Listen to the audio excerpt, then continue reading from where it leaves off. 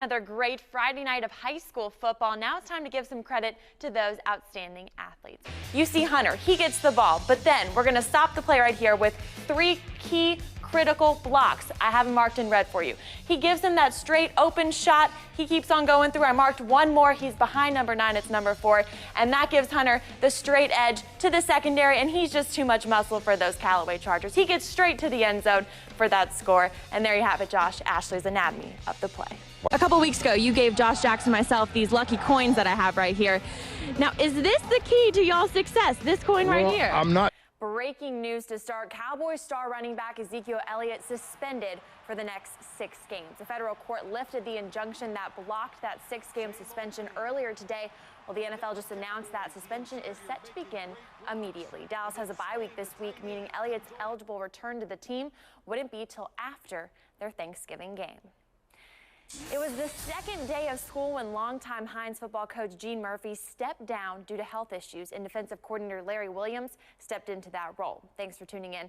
I'm ShahAhmadi. Since then, the Eagles are 5-0 on the season and ranked 7th in the nation. They'll return home tonight to take on East Central, a team that's beat them the last 2 years. Coach Williams says last year, when the team went 2-7, it was their first losing season in nearly 30 years. It was also an eye-opener that something needed to change. That contest from Hines against the Warriors set to kick off at 7 o'clock, while Colin hosts Holmes at 7 as well. How about some high school ball now? This week's game of the week, 2 grade A teams as Clinton travels to Northwest Rankin. The 6A Region 2 showdown features 2 squads who are 2-1 in district play. The reigning 6A state champs coming off a dominating performance over Murrah last week, while the Cougars, they had much of the same success against Provine. Last year, this one a close one, with the Arrows walking away winners by just 8 points. But as we all know, a new year brings a whole new set of skills. WAPT Sports will be there Friday night for all the action and post-game. This contest kicks off at 7 o'clock from Northwest Rankin. Now the full meal tomorrow night, but we've got quite the appetite tonight with some high school games on the docket. Scott Central, undefeated. They travel to Lake, while Callaway hosts Canton. We'll have highlights from both of these contests tonight on WAPT at 10 o'clock. Finally, Yankees fans celebrating big today after New York took down arguably the best team in the American League, the Cleveland Indians, to advance to the postseason. The Yankees knocked off the Indians in Game 5 of the division series, winning 5-2. They'll advance to the championship series to face the Astros. While the Indian season, it comes to an end. The Game 5 victory makes the Yankees just the 10th team in MLB history to come back from being down 0-2 to win a best-of-5. That's going to do it for sports. Back to you, Aaron. Terry High School head football coach J.J. Plummer always knew he wanted to coach. That's thanks in large part to his defensive coordinator, a guy he calls Dad. Come on, defense! Defense! We got to have a stop. Let's go. Make a play. Coach J.J. Plummer is the head football coach of the Terry Bulldogs. Should be the best one you played all year. You got me? Yes, sir. Coach Johnny. Good snap. Ball's on left hash. Is the Bulldogs defensive coordinator. The duo are more than just a head coach and a DC. They're father and son. Not many people get the opportunity as a father-son relationship that they get to coach together. The two have been coaching together for over a decade. Get lined up. Let's go. Coach Plummer started his high school coaching career at North Pontotoc. He then made a stop at St. Andrews before coming to Terry. Good. That way it throws football. Coach Johnny has been his defensive coordinator at each one of those stops. Black defense. I'll be honest with you, what they bring up is when they offer me the job, they say, Coach, there's one thing that's got to come with the job. And I said, what's that? You have to bring your father with you. See it? For Coach Johnny, it all began back at his days at Mississippi College as a 3-sport athlete. Well, I had a chance out of college to play professional baseball, a Class B contract. But instead, my coaches at Mississippi College asked me that they thought I deserved a better contract, so I ended up taking the job at Corinth, and with the idea maybe I could play semi-pro baseball and get a better offer. Well, that didn't come about, so I ended up coaching at Corinth and enjoying every minute of it. For Coach J.J. Plummer, being around football and on those sidelines with his dad is all he's ever known. I always said he'd be a coach because he followed me everywhere I went. I can remember being on the buses at Mississippi State or being on the airplanes at Mississippi State when I was in 3rd and 4th grade and watching him coach. Not only is football important to these two, but Coach Johnny's wife, Come on, Bulldogs! Defense! she's just as involved. She's missed just one game Let's get him!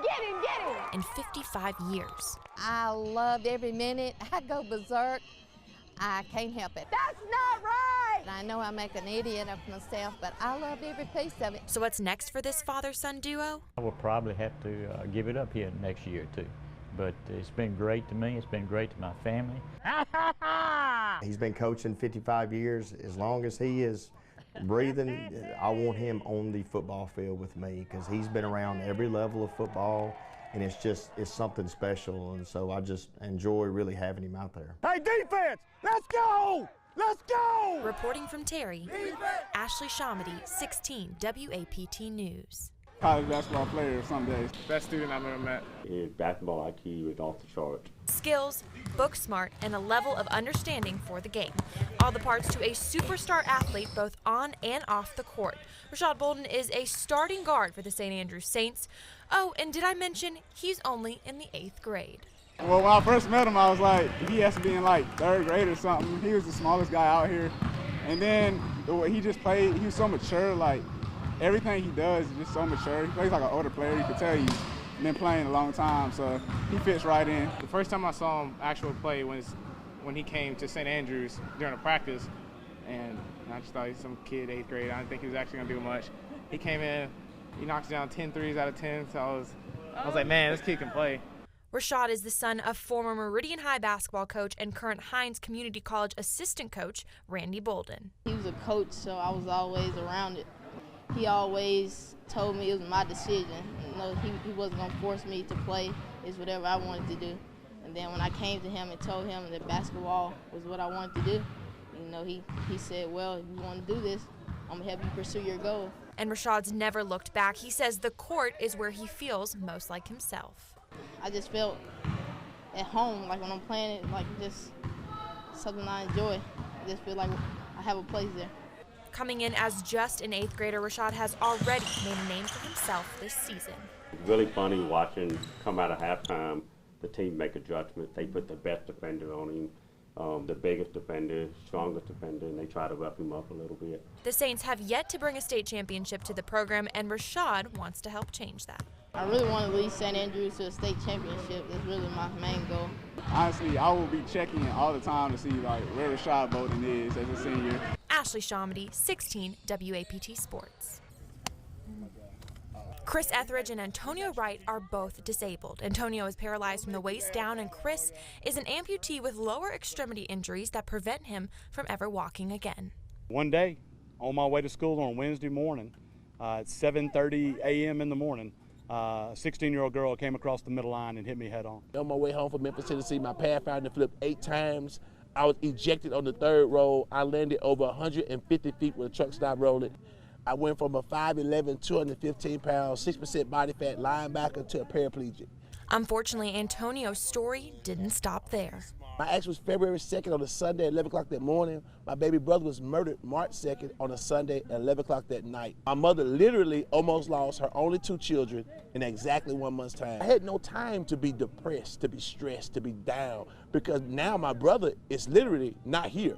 I'm still here. Both are former players and coaches in the Metro. It didn't take long for Chris and Antonio to realize how big a part sports played in their lives. Coaching and teaching was great when I went back to do it from the wheelchair. It was spectacular. There was something inside of me that just said, man, you're not done with sports. You're not done with it. I didn't realize how active I was, but I didn't realize how there was no activities for people in wheelchairs. And I was bored out of my mind. Antonio started MACE as a result, Metro Area Community Empowerment, a nonprofit recreational opportunity for people in wheelchairs to get back to doing what they love. To be able to do things that you used to be able to do, to be able to shoot a basketball again or be active again and just, compete, the adrenaline, the energy it gives you by itself is addictive. But then you have the camaraderie because now you're around people that's just like you. Being an inspiration to this community and state is a dream come true, but come October, both Antonio and Chris will be fulfilling a dream most athletes can only imagine.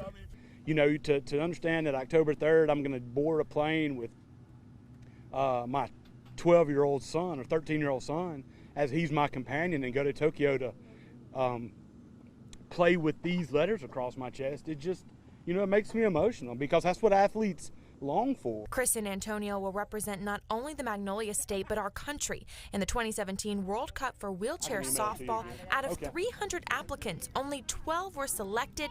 And get this, 2 of those 12 from right here in the capital city. The opportunity to play with Antonio for Team USA, 2 guys from Jackson that are going to represent their country, it hadn't happened before. And so, you know, and it's a spectacular thing. And Antonio says he'll take this attitude with him. I've always had this attitude that, you know, tough times don't last long, tough people do.